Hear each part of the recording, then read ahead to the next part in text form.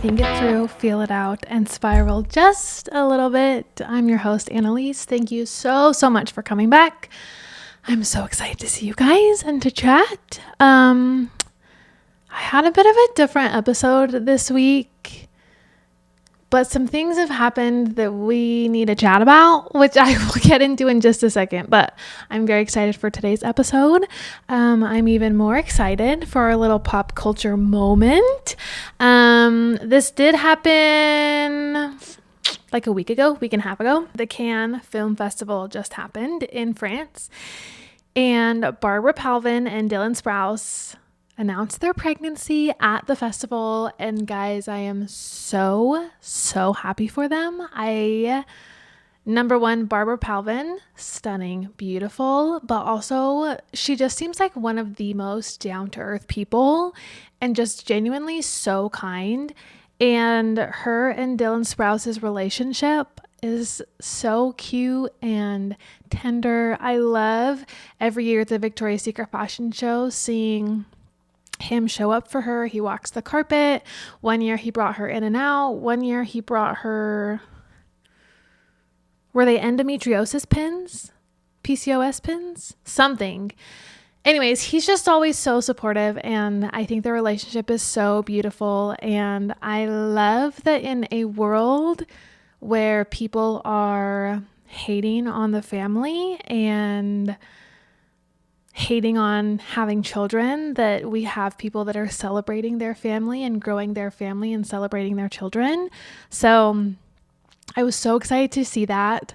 Also, she's like the cutest pregnant person ever. Are you kidding? Can I look like that when I'm pregnant? Hello? I was also kind of chuckling because when she walked the first carpet, she was wearing a blue dress. And so everyone was like, oh my gosh, it's a boy. And then of course her next dress was pink. So we have no idea what they're having, but regardless, I'm so excited. Obviously I respect their decision if they don't show their child's face online, but selfishly, I would love to see their baby because I bet it's going to be really cute. Anyways, so that's kind of my fun pop culture moment of the day. I think I want to just start sharing more happy moments in the news and pop culture things because don't get me wrong, I love the drama, love the PR side of it. But there's just so many negative things in the news that I kind of want to focus more on the positive. Like I said in my last week's video with Weston, part of the reason I started this podcast is about human connection and finding joy through that. And so as much as I love PR, I just want this to be a little bit more of a positive place for people. And I think that by focusing on more of the positive things happening in the news and in pop culture, it will accomplish my goal a little bit more. And so I think here on the podcast, I want to just focus on a little bit more positive things. There are so many pop culture, drama, podcast, YouTube channels out there that you can go watch. I can even recommend a few for you guys. But I just want to focus a little bit more on the positive. I do have a series I'm starting up again on my TikTok called Publicly Wrecked, which I can't give up PR, guys. It's what I do. I love it. So I am starting up my Publicly Wrecked series again, which is basically just where I analyze a PR crisis, how it's handled or how it was handled. Every now and then I'll do like a historic PR story. So for my first one, I did a Marie Antoinette PR Publicly Wrecked episode. So if you want a little bit more of that like pop culture PR drama, definitely go check out my TikTok. I'm going to start posting those about once a week. This week's should be exciting. It's about the whole James Charles Spirit Airlines business that's going on right now. So if you're interested in that, I want to say it should be up by the time this is posted. If not, it will be up very shortly after the podcast is posted. So I just want to focus a little bit more on the positive. I found here on the podcast, I found a website that I've really been enjoying called the Good News Network that just finds different stories that are happening in the world that are positive and shares them. Don't get me wrong. I think it is so important to be informed, and I think it is important to know the issues in the world and to see if there's anything we can do to help solve some of the issues or be a positive force. But I think it is very bad for our brains as humans to constantly be seeing all of the bad news and all of the bad things going on in the world. So I'm trying to balance that out.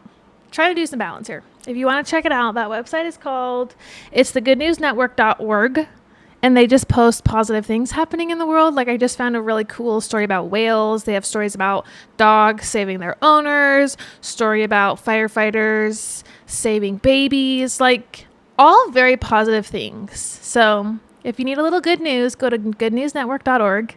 Not sponsored. Expect a little bit more positivity around here. Let's get into today's topic. This topic came up this week. It's currently Monday, Memorial Day, when I'm filming this. Like I said, I had a bit of a different episode originally filmed, and then some things have happened where, I don't know, that just doesn't feel like the episode to post right now. So this is what we're posting. I may or may not get emotional in this episode.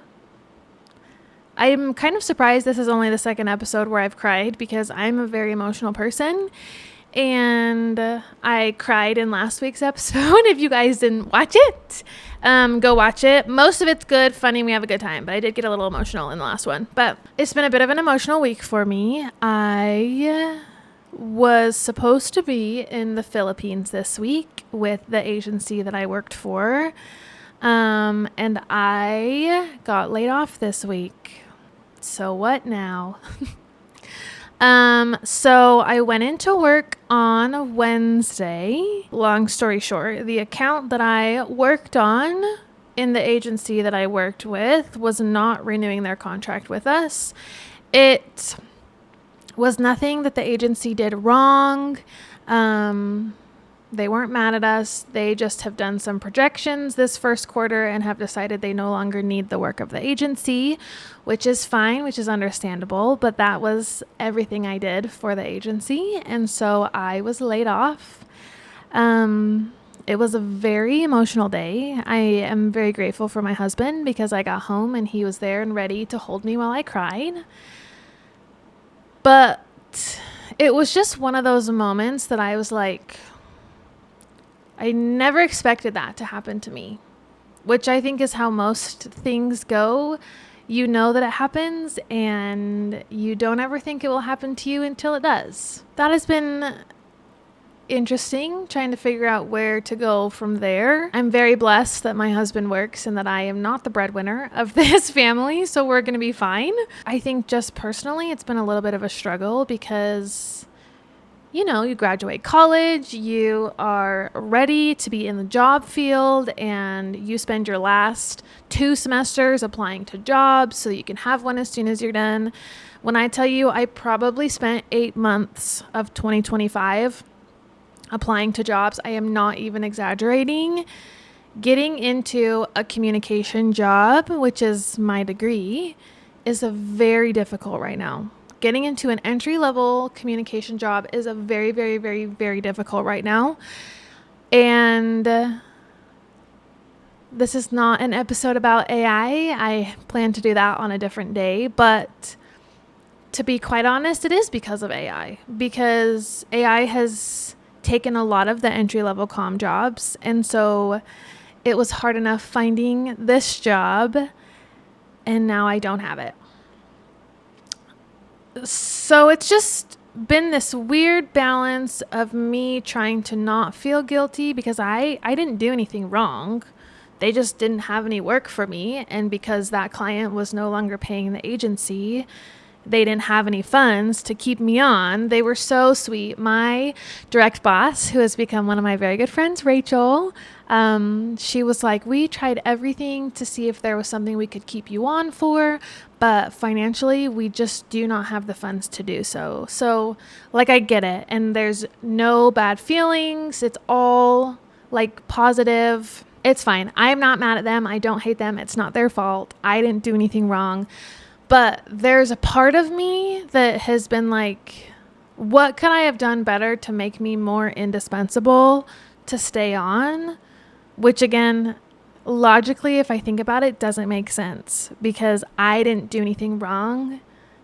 So I don't know. That's been a weird, hard balance to try and figure out, but then it's also been a little bit daunting to go back into the job field because, like I said, I spent so many months of last year applying to jobs, not hearing back, getting rejection emails, which sucks no matter what time of your life you're in. I have a friend, we graduated the exact same time in December. He's been applying to jobs just as long as I have and hasn't been able to find one. It's just a really difficult job market right now. And it's just daunting to try and go back into that. But then part of me is also like, I feel like I'm starting back at ground zero, even though I'm not. Like, I have more experience, I have more knowledge, so I'll find something. But part of me feels like I'm behind in life when really I'm not. But this has just made that feeling much more enhanced. I kind of already feel like that sometimes, and I have to remind myself that I'm not behind. Everything happens when it's supposed to. Everyone's timing is different. I'm only 25. Like, I'm fine. But the world and social media does a really good job at making us feel like we're behind, and then losing your job just enhances that feeling of feeling like you're behind and you should be doing more. And why don't you own a house, and why isn't your car paid off, and just why aren't you having kids yet, or why aren't you farther in your career yet? Like, it just makes you feel very behind, which leads me into a TikTok I saw today. But somebody posted a TikTok that said, if your entire life was a 24-hour period, 7 a.m. would be your 30th birthday, which I told my husband this, and he was like doing the math. He's like, that would mean you live until you're 103, whatever. And I understand it's not perfect math. It doesn't perfectly align, whatever, but I just really liked the thought behind that. 7 a.m. is your 30th birthday. 7 a.m. is early in the morning. I know a lot of people that aren't even awake yet. Their eyes are still closed and they're still dreaming about rainbows and sunshine. And it just really puts into perspective what life looks like when you're 30 and what timing really, quote unquote, should be. There's no should be timing. Everyone's timing is different. But I think that when we're young and we see our parents who have already been on the world, they've already been living their life, let's see, my mom had me when she was 25 or 26. And so my earliest memories is probably from when I was 4. So my earliest time remembering my mom was around the time that she was 30. So my mom, by the time I can remember anything about my parents, they were already 30, 31, which means they had already done school. They had already had a kid before me. They already had cars. They already owned a house. And I didn't see the part of their life that they were trying to figure that out. And don't get me wrong, they were 30 is the point I'm getting at. Is 30 is still very young. They still had a lot to figure out. My parents are still very young. I would not consider my parents old at all. You're welcome, Mom. But seriously, I would not consider my parents old at all. But I think growing up, when we see our parents already having their house, already having their cars, already having their careers, already making enough money to sustain a family, I think subconsciously a lot of us grow up thinking that when we're done with school, that should be our life already. We should have it figured out. We should have enough money to buy our house. We should have enough money to pay off our cars. We shouldn't be in any debt. But the reality of it is, which I'm sure those of you who are also in your mid to late 20s are figuring it out, That doesn't happen. It takes time. It takes time to find your person. It takes time to decide when you want to have kids. It takes time, especially in this economy, to save up and buy a house, or to save up and buy a car, or to pay off your student loans or your credit card debt or whatever else you might have. And if that doesn't happen until you're 30 or 40, that's okay. That is okay. I think the hardest part for me in feeling like I'm behind is there are so many very young content creators, which is amazing. I think it is so great that they have found success early enough in their life where they don't have to have a ton of student loans or a ton of debt that will set them back financially a little bit. But I think because that is so widely available to us, it can kind of seep into our brain and make us feel like we should be doing more or we should have more. I'm thinking specifically, someone that I really enjoy watching is Hallie Simons on TikTok. She, I think, just celebrated her 1 year, or it's almost her 1 year anniversary with her husband. Anyways, she's very young. She's 21, 22. She's been a content creator since she was a teenager, like fully sustains her life on content creation. And she posted a TikTok right after she got married because her and her husband went to Bora Bora on their honeymoon. And it was like those beautiful Pinterest like huts over the ocean, and they got massages and did all of these things. And so somebody was like, how much was your honeymoon cost? All these things. And so she made a TikTok that was how much I spent on my honeymoon or something, and it was $30,000, which is insane, which I'm so happy for her. No tea, no shade, no judgment. Girl, spend $30,000 on your honeymoon if you have it. If I had $30,000 to spend on my honeymoon, I also would have done it. But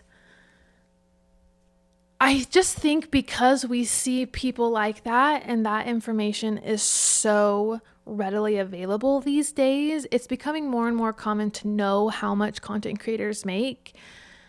I think that us people with quote unquote normal jobs feel like we should be there. We feel like we should be able to buy our third car, or we feel like we should be able to afford a house, or we feel like we should go on these huge elaborate trips and huge elaborate honeymoons. But like, why?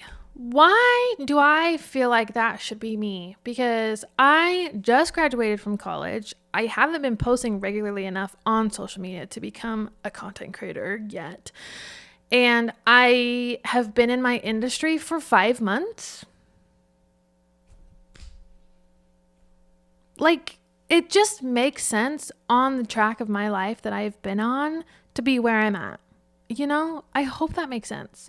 But I just think we get so down on ourselves, especially the closer we get to 30, to be like, oh my gosh, I'm doing nothing. I wasted my 20s. Whatever, I don't know, doing whatever you did, going to parties, traveling, not saving our money, which to some people, those are all worthwhile things. I'm not saying any of those things are bad, but these are just thoughts that I know that people have. And I think it's important to remember that 30 is still young.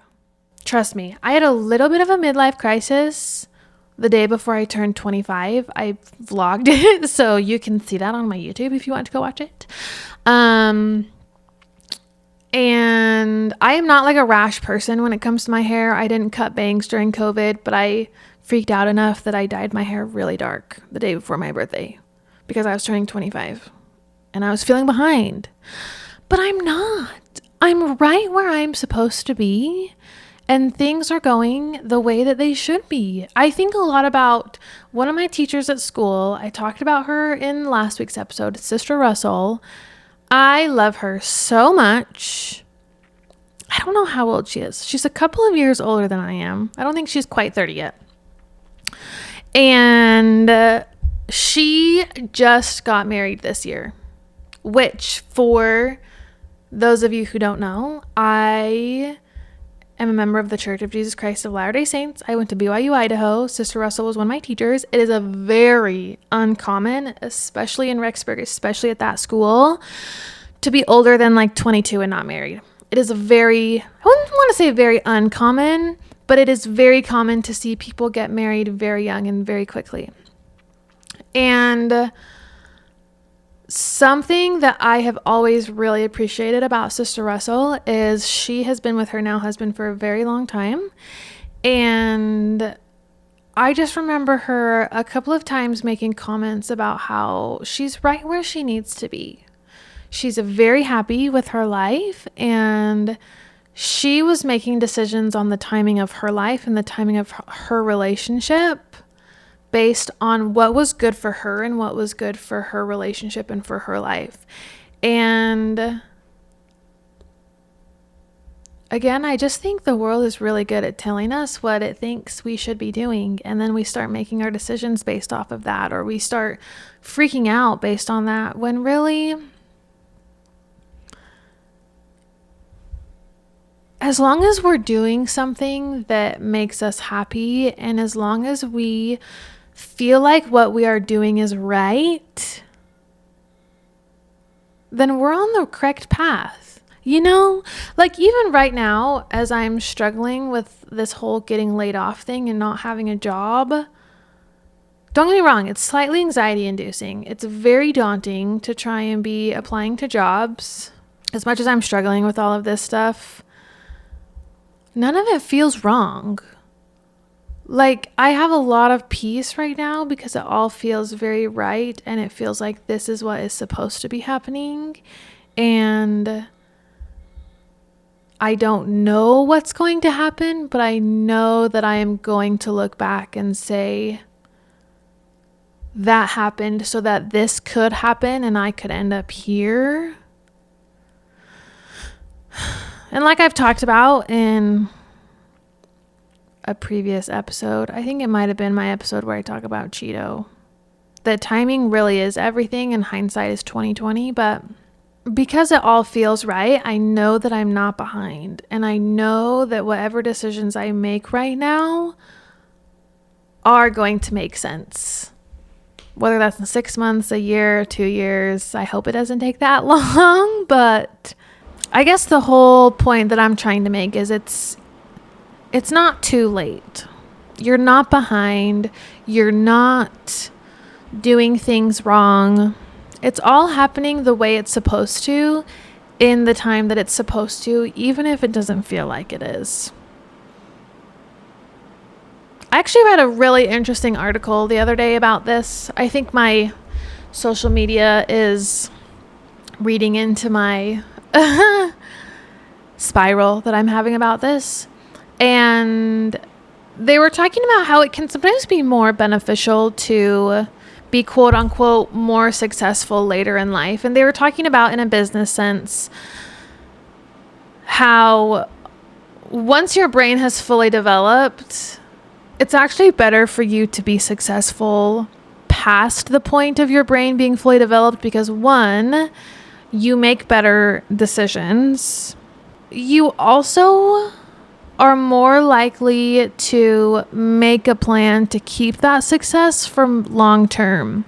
And you also appreciate it more because it took longer to get there. But I just thought it was really interesting about how when you have to work longer and find whatever version of success that you're looking for later in life, you're more likely to put in the work to create a plan to maintain whatever that success might be in the long term.